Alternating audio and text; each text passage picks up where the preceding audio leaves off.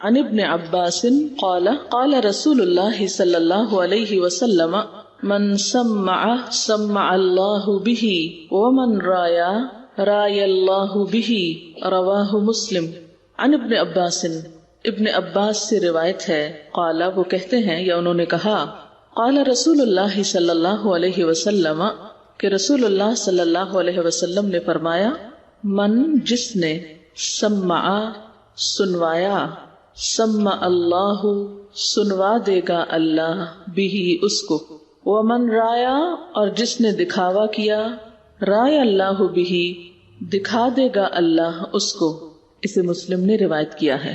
مراد اس سے کیا ہے، معنی کیا ہے کہ جو شخص شہرت کا طالب ہوگا، اپنے اعمال اور اپنے کارنامے دوسروں کو سنائے گا یا دوسروں کو سنانے کا شوق رکھتا ہوگا تاکہ اس کی اہمیت کو لوگ مانے، تو اللہ تعالیٰ قیامت کے دن اسے دوسروں کو سنوا دے گا، یعنی اس کی اصل حقیقت بتا دے گا، اس کا پول کھول دے گا. اور اسی طرح جو شخص لوگوں کو دکھانے کے لیے کوئی کام کرے گا، یعنی دکھاوا کرے گا، ریاکاری کرے گا، تو اللہ تعالیٰ بھی اس کا دکھاوا کر دے گا، یعنی اس کی اصل حقیقت لوگوں کے سامنے لے آئے گا. اللہ تعالیٰ انسان کا دل دیکھتا ہے اور اس کا عمل دیکھتا ہے، یعنی صرف عمل نہیں دیکھتا بلکہ اس کا دل بھی دیکھتا ہے. دل میں کیا دیکھتا ہے؟ دل میں انسان کا ارادہ، اس کی نیت، اس کا عزم، اس کی سوچ، اس کو دیکھا جاتا ہے کہ کسی بھی عمل کے پیچھے انسان کیا چاہ رہا ہے، انسان کے اندر کیا ہے، اس کے دل میں کیا ہے.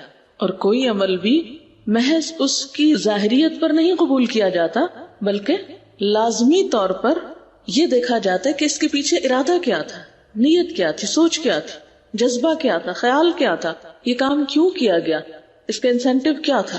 تو اگر انسان کے ظاہری عمل اور اس کی نیت میں فرق ہو، بظاہر کچھ دکھا رہا اور اندر کچھ اور چاہتا ہو، تو قیامت کے دن اللہ تعالیٰ اس کے صرف ظاہری عمل کو نہیں قبول کریں گے بلکہ اس کی جو نیت ہوگی وہ سب کے سامنے لا کے دکھائیں گے.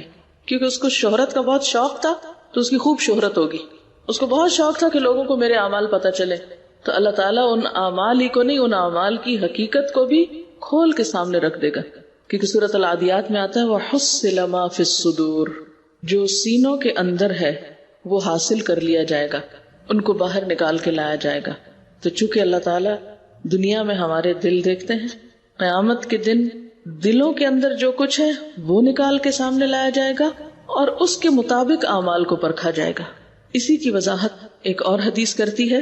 سیدنا معاذ بن جبل سے روایت ہے کہ رسول اللہ صلی اللہ علیہ وسلم نے فرمایا، ما من عبد يقوم في الدنيا مقام سمعة ورياء الا سمع الله به على رؤوس الخلائق يوم القيامة. اس دنیا میں کوئی بھی شخص جو شہرت کی جگہ پر ہو اور ریاکار ہو، یعنی شہرت کے پیچھے ہو، شہرت کی خواہش رکھتا ہو اور اپنی نیکیوں کا خوب پرچار کرتا ہو، اس کا خوب اظہار کرتا ہو اور لوگوں کے سامنے اپنی نیکیوں کے تذکرے اور تبصرے کر کر کے ان سے تعریف کا طالب ہو، تو قیامت کے دن اللہ تعالی سب کے سامنے اس کی حقیقت کو کھول دے گا کہ یہ شخص نیکی کے لیے نہیں کر رہا تھا، یہ تو دکھاوے کے لیے کر رہا تھا، دوسروں کی نگاہ میں اچھا بننے کے لیے کر رہا تھا، لوگوں سے شہرت پانے کے لیے کر رہا تھا.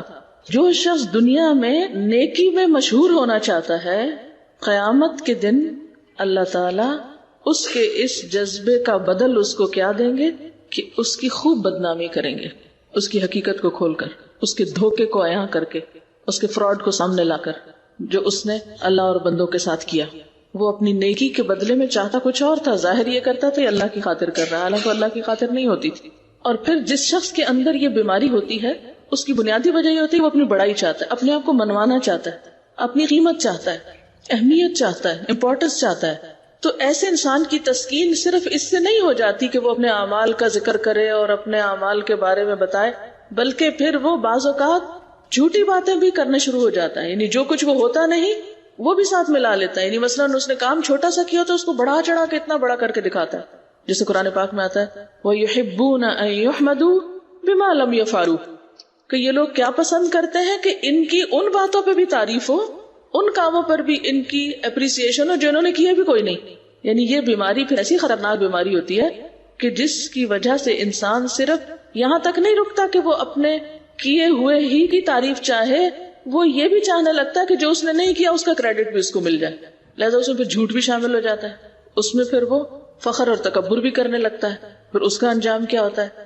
عبداللہ بن عمر کہتے ہیں کہ رسول اللہ صلی اللہ علیہ وسلم نے فرمایا، من سمع الناس بعملہ سمع اللہ بہ مسامع خلقہ وصغرہ وحقرہ، کہ جو کوئی اپنے بارے میں فخر اور تکبر سے بات کرتا ہے، یعنی اپنے آپ کو بڑا ثابت کرتا ہے اور اپنی تعریفیں اور اپنے منہ میاں مٹھو بنتا ہے اور اپنی پاکیزگی بیان کرتا ہے اور اپنے بارے میں خوب بڑی بڑی باتیں کرتا ہے، کچھ سچی اور کچھ جھوٹی، اور مقصود اس کا کیا ہے کہ وہ اپنے آپ کو بس منوا لے، دوسروں پر ڈومینیٹ کرے، دوسروں کو نیچا کر دے، تو اس کا انجام کیا ہوگا؟ قیامت کے دن اللہ تعالیٰ اسے اپنی مخلوق کے سامنے ذلیل کرے گا اور حقیر کرے گا، رسوا کرے گا. صغرہ وحقرہ، یعنی جو تکبر کے بول بولے گا، جو اس نے کیا نہیں اسے بنا کے دکھائے گا یا کیے ہوئے پر ہی ڈینگے مارے گا یا شیخیاں بگاڑے گا، تو قیامت کے دن اللہ تعالیٰ ساری مخلوق کے سامنے اس کو ذلیل و رسوا کریں گے اور اس کو چھوٹا ثابت کریں گے کہ یہ انتہائی مین شخص تھا، حقیر شخص تھا، چھوٹے دل کا مالک تھا. کیونکہ جو بڑے دل ہوتے ہیں نا، ان میں بڑی بڑی باتیں آ کے سما جاتی ہیں، کسی کو پتہ بھی نہیں چلتی، زبان پہ بھی نہیں آتی، چہرے پر بھی نہیں آتی. بڑے بڑے غم، بڑے بڑے دکھ وہ اندر ایسے چلے جاتے ہیں جیسے کوئی بات ہی نہ ہو، اور چہرے ویسے ہی پرسکون رہتے ہیں. لیکن جن کے دل اندر سے چھوٹے ہوتے ہیں وہ اندر کچھ جاتا ہی نہیں، وہ سارا کچھ کہاں آتا ہے؟ سب باہر ہی آتا ہے. جن کے اندر واقعی ایمان ہوتا ہے، جن کے دلوں کی اصلاح ہو چکی ہوتی ہے، وہ اپنی نیکیوں کو بھی چھپانا جانتے ہیں. بڑی سے بڑی نیکی کر کے بھی وہ سمجھتے ہیں کہ ابھی تو بہت سی جگہ پڑی، ابھی تو کچھ کیا ہی نہیں، ابھی تو بہت کچھ کرنا باقی ہے، ابھی تو ڈیکوریشن مکمل ہی نہیں ہوئی دل کی. ان کو وہیں کہیں نہ کہیں چھپا کے ٹکا کے رکھ لیتے ہیں. اور جن کے دل کہیں قرار ہی نہیں پکڑے ہوئے، مالہا من قرار، تو پھر وہاں کیا ہے؟ کچھ اندر نہیں ٹکتا، کچھ اس ایمانی درخت کے بڑھنے کا ذریعہ نہیں بنتا، بلکہ فوراً باہر آ جاتا ہے، فوراً الٹ دیتا ہے انسان. اور بلکہ اس پر بھی نہیں چین آتا، مزید جھوٹی باتیں بھی اپنے سے منسوب کر کے دوسروں کو سناتا ہے. تو ایسا شخص کیا یہ سمجھتا ہے کہ وہ اللہ تعالیٰ کی نظر میں نہیں؟ اللہ سب دیکھ رہا ہے. تو ہوگا کیا؟ من سمع سمع اللہ بہ ومن رایا رایا اللہ بہ. اب یہاں سمع اور رایا دو لفظ ہیں، ایک کا تعلق سنوانے سے اور ایک کا دکھانے سے. سنوانا کیا ہے؟ یعنی منہ سے بولنا باتیں، ڈینگے مارنا یا نیکیوں کا تذکرہ کرنا، دم بھرنا. اور رایا کیا ہے؟ ایسے ایکشنز، ایسے کام، ایسے طور طریقے جو دکھاوے میں آتے ہیں. تو یہ جو ریاکاری ہے یہ اصل میں دل کی بیماری ہے. یہ جو دکھاوا ہے، یہ شہرت کی طلب ہے یا اپنی مشہوری خود کرنا، سمع، یہ بظاہر یوں لگتا ہے کہ جیسے زبان اور ظاہری عمل ہے، اظہار تو ظاہر ہے زبان سے ہوگا یا عمل سے ہوگا، لیکن اصل میں تو دل کی بیماری. اور دل کی بیماریاں چونکہ نظر نہیں آتی اس لیے ہم عام طور پر ان کو اگنور کرتے رہتے ہیں. اور اس کا بنیادی سبب منافقت ہے، ایمان کی کمزوری ہے، اور یہ سب سے خطرناک بیماری ہے. فی قلوبہم مرض، یہ جو منافقت کی بیماری ہے انتہائی خطرناک ہے. جس کے دل میں اللہ کی محبت ہوتی ہے، یوم آخرت پر ایمان ہوتا ہے، اور اس کو یقین ہوتا ہے کہ مجھے قیامت کے دن میرے اعمال کی جزا ملنے والی ہے، اور میرا رب مجھے دیکھ رہا ہے اور میرے عمل کو جانتا ہے، وہ سنتا ہے، وہ دل کی چھپی ہوئی باتیں بھی جانتا ہے، میرے تنہائی کے عمل کو بھی جانتا ہے، میری کوئی نیکی ضائع جا ہی نہیں سکتی، میرا کوئی عمل بیکار ہو ہی نہیں سکتا، چاہے کسی کو پتہ نہ چلے، چاہے اس کی کوئی تعریف نہ کرے، چاہے اس پر کوئی مجھے صلہ نہ دے، چاہے کوئی شکریہ ادا نہ کرے، اس سے کوئی فرق نہیں پڑتا، اس لیے کہ جس کے لیے میں نے کیا ہے اس نے دیکھ بھی لیا، اس نے سن بھی لیا، اس نے لکھ بھی لیا، اس نے محفوظ کر لیا، اور وہ سب سے بڑھ کر جزا دینے پر قادر ہے. تو ایسے شخص کو ایک قرار اور ایک ثبات حاصل ہوتا ہے، وہ مطمئن ہو جاتا ہے. اس کو صرف اس سے دلچسپی ہوتی ہے کہ مجھے کیا کرنا ہے اور وہ میں نے کیا ہے یا نہیں، اور اس کو میں مزید کیسے بہتر بناؤں. وہ اس چیز کے پیچھے نہیں جاتا اور اس میں وقت ضائع نہیں کرتا کہ میں پھر اس کا اشتہار کیسے لگاؤں اور کہاں کہاں لگاؤں. تو ریاکاری یا دکھاوا ہوتا کیا ہے؟ لفظی معنی تو اس کا ہوتا ہے دکھانا، نمائش کرنا. اور اسلامی اصطلاح میں کوئی کام اللہ کی خوشی کے لیے نہیں، لوگوں کو دکھانے کے لیے کرنا، یا یوں کہیے کہ اللہ کو دکھانے کے لیے نہیں، اللہ کی خاطر نہیں، لوگوں کی خاطر اور لوگوں کو دکھانے کے لیے. اور لوگوں کو کیوں دکھانا؟ تاکہ لوگ تعریف کریں یا لوگ ہمیں بڑا مانیں. تو اصل میں پھر پیچھے چھپی ہوئی بیماری کیا ہے؟ وہی تکبر، خود کو بڑا ثابت کرنا، خود کو بڑا بنانا. اور یہی ضد ہے اصل میں عبادت کی. یعنی عبد جو ہوتا ہے اس کے اندر کبر نہیں ہوتا، اور عبادت کی اصل روح ہی ہے الخشوع والتذلل کہ انسان کے اندر عاجزی اور ہمبلنس ہو، وہ بڑے سے بڑا کام کر کے یہ سوچے کہ ابھی تو کچھ بھی نہیں کیا، کبھی وہ نیکی کر کے مطمئن نہ ہو جائے، اس کو بڑا نہ سمجھے، کبھی اس پر بڑائی کا اظہار نہ کرے. اب آپ دیکھیں کہ یہ دکھاوا پھر عموماً کن کن چیزوں میں ہوتا ہے. سب سے پہلے تو ہم عبادات کو دیکھتے ہیں. ایک حدیث میں آتا ہے آپ صلی اللہ علیہ وسلم نے فرمایا جس نے دکھاوے کی نماز پڑھی اس نے شرک کیا، جس نے دکھاوے کا روزہ رکھا اس نے شرک کیا، جس نے دکھاوے کا صدقہ کیا اس نے شرک کیا. تو یہ شرک کون سا شرک ہے؟ ریاکاری کا شرک، یعنی اللہ کے ساتھ اوروں کو بھی شریک کر لیا. نماز کس کے لیے؟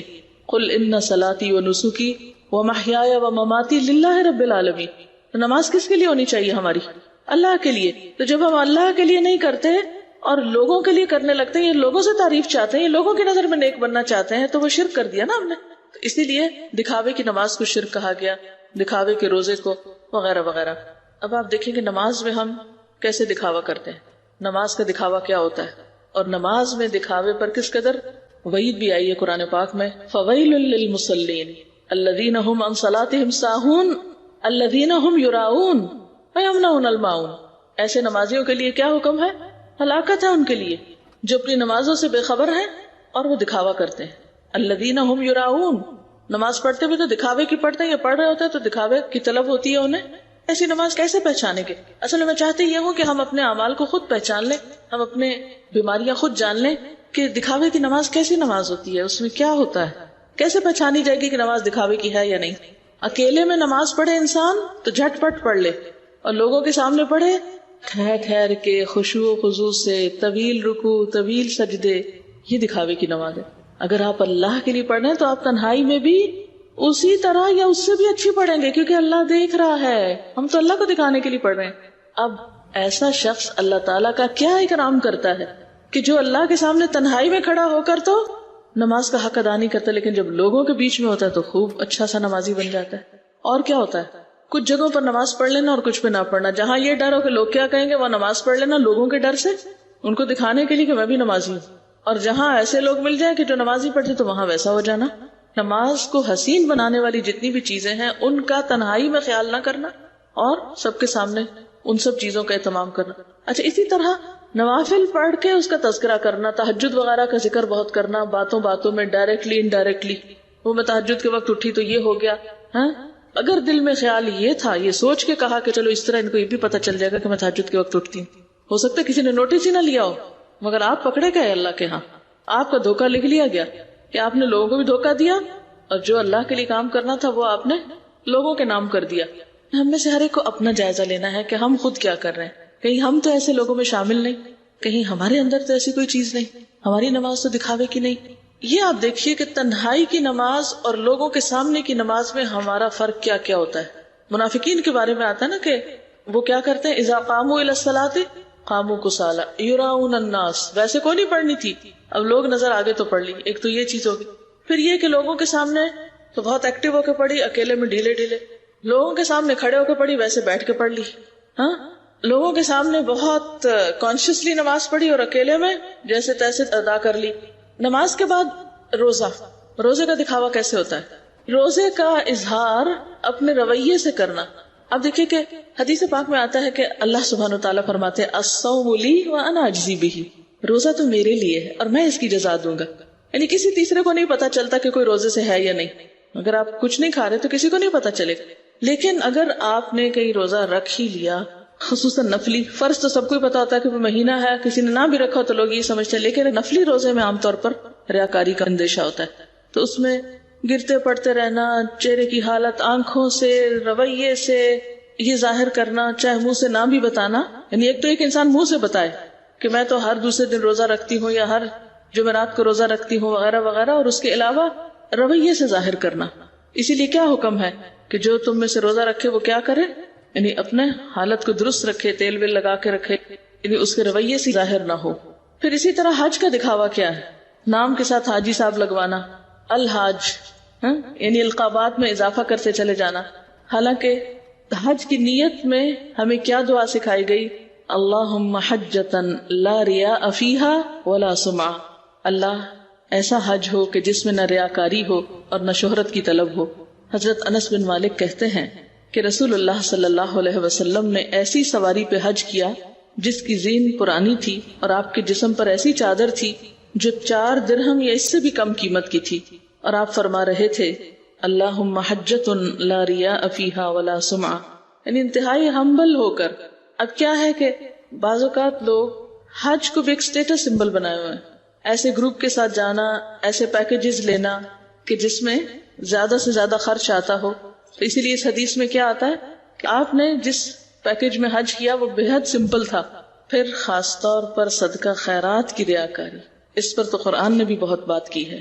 اللہ سبحانہ وتعالیٰ فرماتے ہیں یا ایھا الذین آمنوا لا تبطلوا صدقاتکم بالمن والأذى كالذی ينفق مالہ رئاء الناس ولا يؤمن باللہ والیوم الآخر فمثلہ کمثل صفوان علیہ تراب فأصابہ وابل فترکہ صلدا لا يقدرون علی شیء مما کسبوا واللہ لا یہدی القوم الکافرین۔ اے ایمان والو، اپنے صدقات کو احسان جتا کر اور دکھ دے کر اس شخص کی طرح خاک میں نہ ملاؤ جو اپنا مال محض لوگوں کو دکھانے کے لیے خرچ کرتا ہے، وہ اللہ اور یوم آخرت پر ایمان نہیں رکھتا۔ اس کے خرچ کی مثال ایسی ہے جیسے ایک چٹان تھی جس پر مٹی کی تہ جمی ہوئی تھی، اس پر جب زور کا می برسا تو ساری مٹی بہہ گئی، صاف چٹان کی چٹان رہ گئی۔ ایسے لوگ اپنے نزدیک خیرات کر کے جو نیکی کماتے ہیں اس سے کچھ بھی ہاتھ نہیں آتا، اور اللہ تعالیٰ کافر قوم کو ہدایت نہیں دیتا۔ پھر اسی طرح صدقات میں عموماً ہم کیا کرتے ہیں جب کسی کے ساتھ لین دین کا معاملہ ہوتا ہے، کیسے پتہ چلتا ہے کہ ہم ریاکاری کر رہے ہیں؟ ریاکاری کے انداز کیا ہوتے ہیں؟ ایک تو لوگوں کے سامنے اس کا تذکرہ کرنا، دوسرا یہ کہ دکھا کر دینا، پھر جتانا شروع ہو جاتا ہے انسان۔ خاص طور پر اگر آپ کوئی پرومیننٹ فگر ہوں تو پھر دیتے ہوئے تصویریں بنانا، اور جب تصویریں بن رہی ہوں تب تو کام کرنا، اور جب تصویروں کا سیشن ختم ہو جائے تو دوسروں کے حوالے ڈسٹریبیوشن کر کے خود چلتے بننا۔ بعض اوقات باقاعدہ اناؤنس کرانا، مسجدوں میں اناؤنس بھی ہو رہا ہوتا ہے نا کہ فلاں صاحب نے 5 روپے دیے۔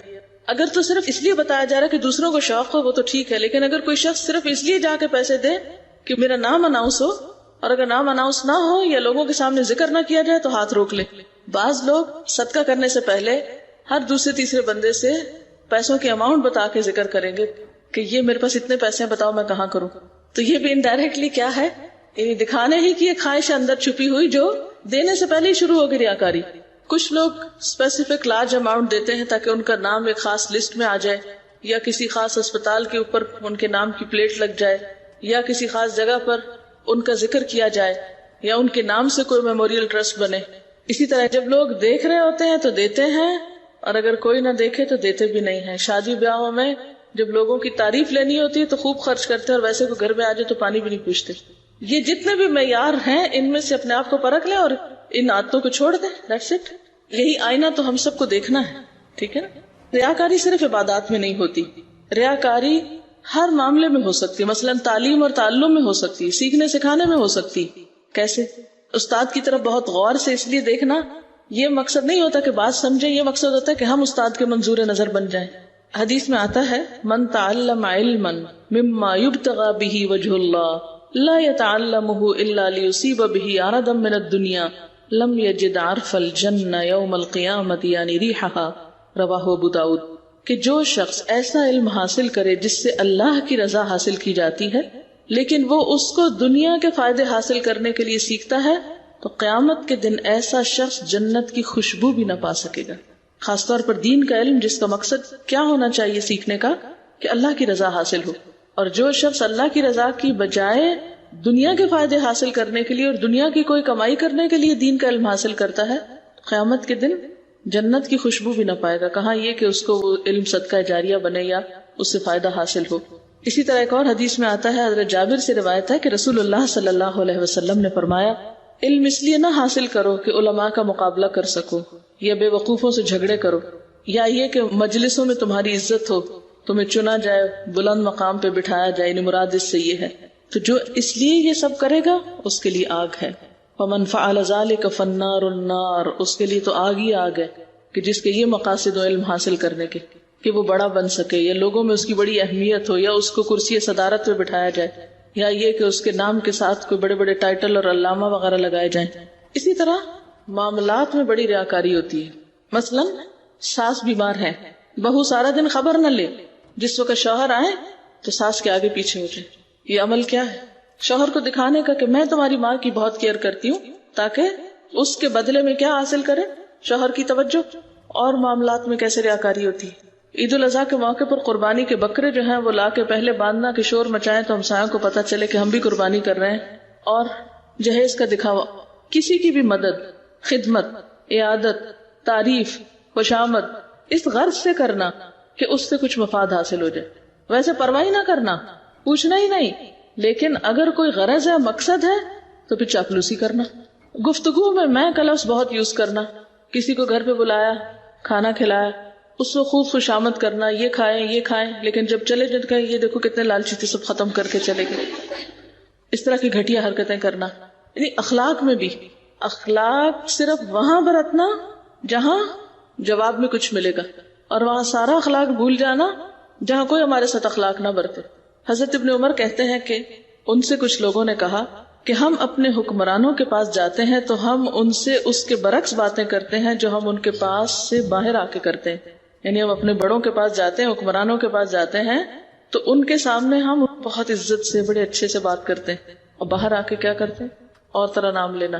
بعض اوقات ایسا بھی ہوتا ہے نا کہ جیسے کسی کے سامنے تو اس کو باجی، آپا، خالہ، پتہ نہیں کیا کیا کہنا، اور بعد میں اس کا نام لے لے کے بلانا. یعنی سامنے تو بڑے احترام کے لقب بولنا، اور بعد میں ایسے ہی بس عام انداز میں نام لینا. یہ بھی اسی میں آتا ہے. تو حضرت ابن عمر کہتے ہیں ہم اس رویے کو آپ صلی اللہ علیہ وسلم کے زمانے میں نفاق شمار کرتے تھے، یہ منافقت تھی.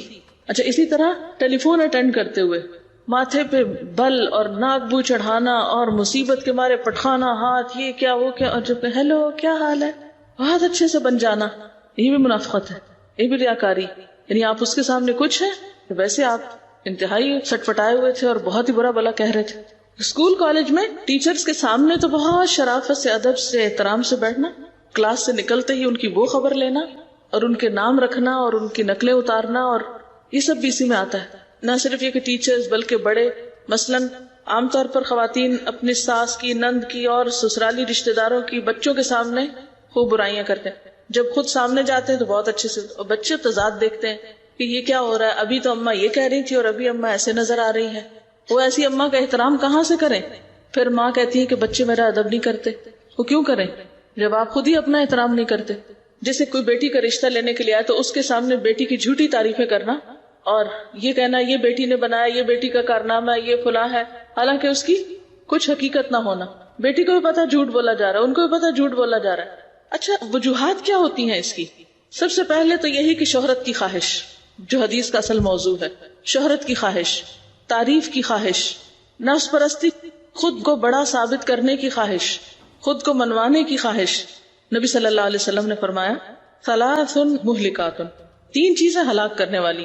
ہون متبع، ایسی خواہش نفس جس کی پیروی کی جائے، یہ انسان کو ہلاکت میں ڈال دیتی. وشح مطاع، دل کی تنگی جس کی اطاعت کی جائے. واعجاب المرء بنفسه، اور انسان کا اپنے بارے میں تعجب میں مبتلا ہونا، خوش فہمی میں، خود کو بہت اچھا سمجھنا، یعنی اوور اسٹیمیٹ کرنا، یعنی خود پر پھولنا. اور فرمایا وہی اشدہن، اور یہ سب سے سخت بات ہے کہ کوئی شخص اپنے آپ کو بڑی چیز سمجھے. آپ کو پتہ ہے کہ ریاکاری کا ایک نقصان تو یہ کہ سمع اللہ بہ، اللہ تعالیٰ خود کھول کے سب کو بتا دیں گے. ایک یہ کہ لوگ اس حال میں ہوں گے کہ ان کو دیکھ کے پتہ چل جائے گا کہ ان کا یہ انجام ریاکاری کی وجہ سے ہو رہا ہے. اس کی کیا دلیل ہے؟ حدیث میں آتا ہے کہ میں نے رسول اللہ صلی اللہ علیہ وسلم کو فرماتے ہوئے سنا. حضرت ابو سعید بیان کرتے ہیں کہ قیامت کے دن ہمارا پروردگار اپنی پنڈلی کھول دے گا تو ہر ایماندار مرد اور ایماندار عورت اسے سجدہ کریں گے، یعنی ہر ایک سجدے میں گر جائے گا. لیکن جو شخص دنیا میں دکھاوے اور شہرت کے لیے سجدہ کیا کرتا تھا وہ باقی رہ جائے گا. وہ سجدہ کرنے لگے گا تو اس کی پشت ایک تختے کی طرح ہو جائے گی، اکڑ جائے گی، یعنی جھک ہی نہیں سکے گا، لہٰذا وہ سجدہ نہ کر سکے گا. یہ بخاری کی روایت ہے. سورۃ القلم میں آتا نا یوم یکشف عن ساق ویدعون الی السجود فلا یستطیعون، جس روز پنڈلی کھولی جائے گی اور لوگوں کو سجدے کے لیے بلایا جائے گا تو لوگ سجدہ نہ کر سکیں گے.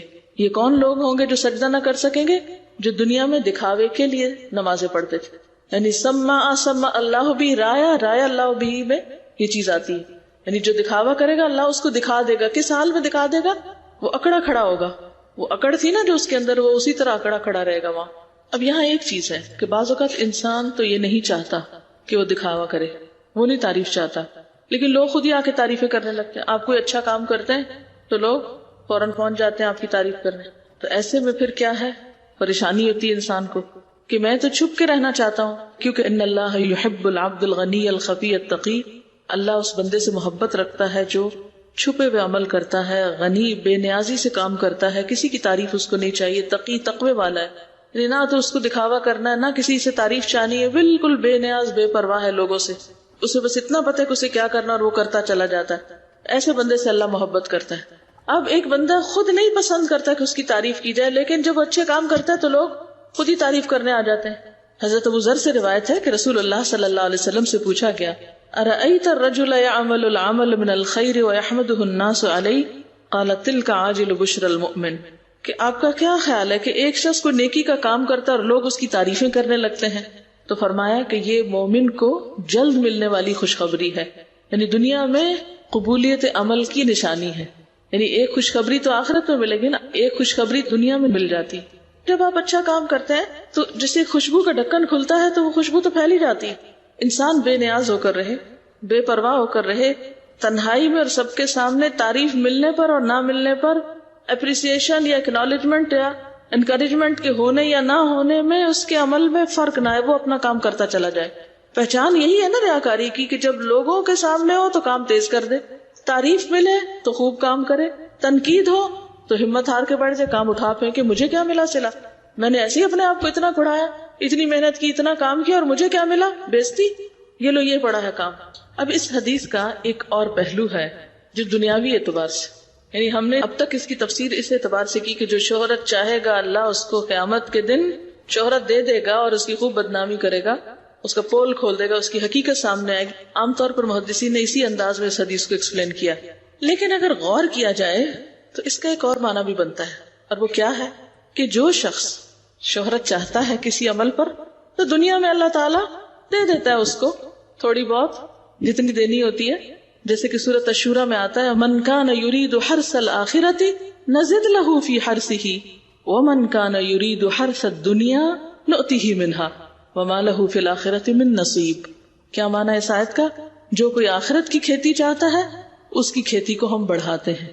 ایک دانہ 700 بنتا ہے نا, ہم اس کو بڑھا دیتے ہیں. اور جو دنیا کی کھیتی چاہتا ہے اسے ہم دنیا میں ہی دے دیتے ہیں. سمع اللہ بہ, جو شہرت چاہتا ہے, تعریف چاہتا ہے, لوگوں سے ریوارڈ چاہتا ہے, جزا چاہتا ہے, شکریہ چاہتا ہے, دلوا دیتے ہیں ہم اس کو جتنا ہم چاہتے ہیں, اس کو یہی مل جاتا ہے اور آخرت کے لیے کچھ بھی نہیں بچتا.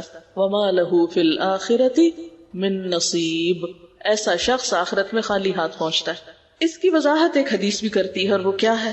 حضرت ابو ہریرہ رضی اللہ تعالی عنہ کہتے ہیں کہ رسول اللہ صلی اللہ علیہ وسلم نے فرمایا, قیامت کے دن سب سے پہلے جن لوگوں کا فیصلہ کیا جائے گا ان میں ایک وہ آدمی ہوگا جو شہید ہو گیا تھا.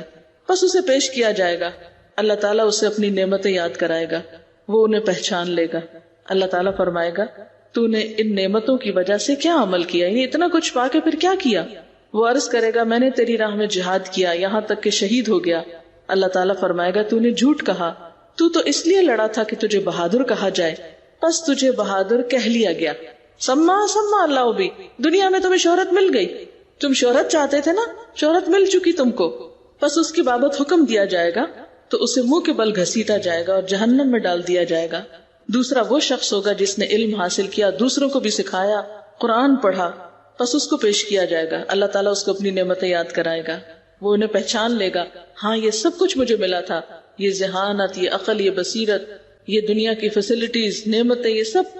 اللہ تعالیٰ پوچھے گا, تو نے پھر ان نعمتوں کو پا کے کیا کیا؟ وہ کہے گا, میں نے علم سیکھا, دوسروں کو سکھایا, تیری رضا کے لیے قرآن پڑھا.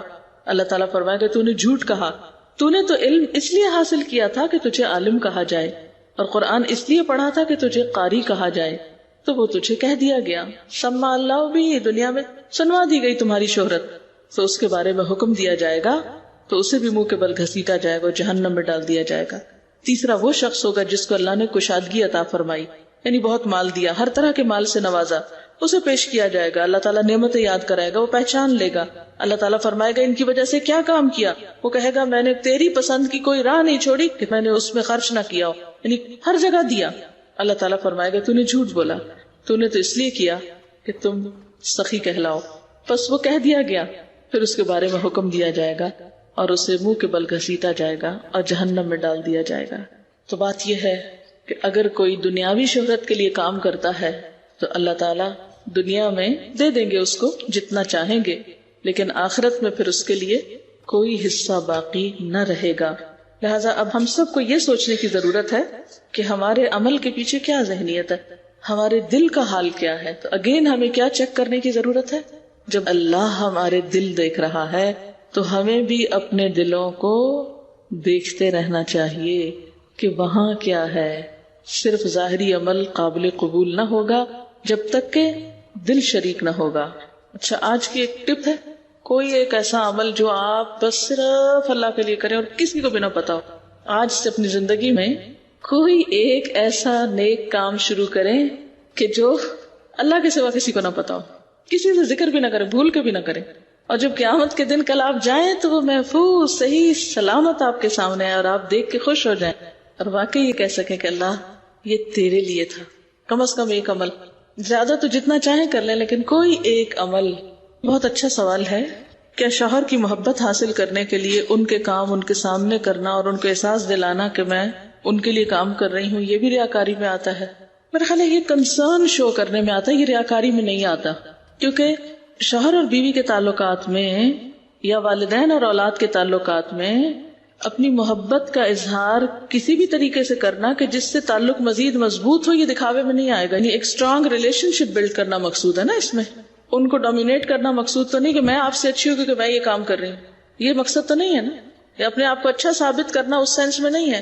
اگر وہ امپورٹنٹ ہے آپ کے لیے تو اس میں آپ اپنی امپورٹنس نہیں، ان کی امپورٹنس کو سامنے رکھے ہوئے تو کوئی حرج نہیں. سمجھے اس بات کو؟ اس میں پھر فرق ہو جائے گا. اصل میں دکھاوا کیا ہے؟ خود کو نمایاں کرنا، خود کو اچھا ثابت کرنا. دیکھیں نا، مثلا کوئی آپ کے گھر آتا ہے، آپ اس کو اچھی جگہ بٹھاتے ہیں یا اچھا کھلاتے ہیں یا وٹ ایور، ایک محبت کے اظہار کے طور پہ کر رہے ہیں، نہ کہ احسان جتانے کے لیے اور نہ ہی اپنے آپ کو بڑا ثابت کرنے. اور ایک مہمانداری کیا ہوتی ہے کہ کوئی مہمان آئے، انہیں مہمان سے غرض نہیں ہوتی، انہیں سارا وقت اس سے غرض ہوتی ہے کہ میز کیسے لگ رہا ہے، ہم خود کیسے لگ رہے ہیں اور کیا ہر چیز ٹھیک ٹھاک ہے. اب یہ فرق ہے نا، کام ایک ہی ہے لیکن دونوں رویے فرق ہیں. ایک ہے مہمان کی اکرام اور تعظیم اور احترام اس لیے کرنا کہ اس کو تکلیف نہ ہو، اس کو اہمیت دی جا رہی ہے، اور ایک وہی کام کرنا مگر اپنی اہمیت جتانے کے لیے کہ یہ ہماری جا کے باہر تعریف کرے کہ ہم نے ایسی ایسی مہمانداری کی تھی ان کی. اب اس میں آپ دیکھ لیجئے کہ آپ کیا چاہتے ہیں. سبحانک اللہم و بحمدک، نشہد ان لا الہ الا انت، نستغفرک و نتوب الیک.